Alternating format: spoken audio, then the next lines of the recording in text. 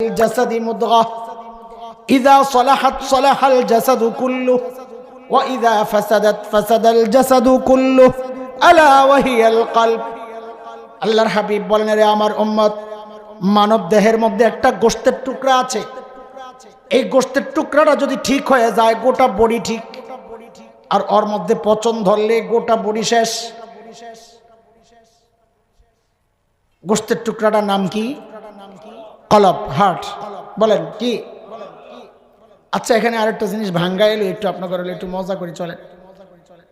এই যে হাদিসটা পড়লাম, এই হাদিসের সংক্ষেপ একটু তর্জমা আমার সাথে আপনারা বলেন। বলেন, দিল ঠিক তো সব ঠিক? বলেন, সবাই বলেন, সবাই বলেন। না ভেজাল আছে? ভেজাল আছে? বলেন, দিল ঠিক তো? সবাই বলেন। এই যে কথাটা, এটা হাদিসেরই কথা। শোনাইলাম না আপনাদের হাদিস? হাদিসে কি বলতেছে বক্তব্যটা? দিল ঠিক তো। এই বক্তব্যটা দিয়া দুই শ্রেণীর মানুষ সুবিধা নেয়, বুঝেন আপনারা। এক শ্রেণী হচ্ছে এই সমাজের কিছু পান্ডা, যারা আইসা হুজুরদেরকে খালি খোঁচাবে, হুজুর আপনাকে মতো হয়তো আমরা নামাজ রোজা করি না হুজুর, কিন্তু আমার দিলটা ঠিক আছে বলে।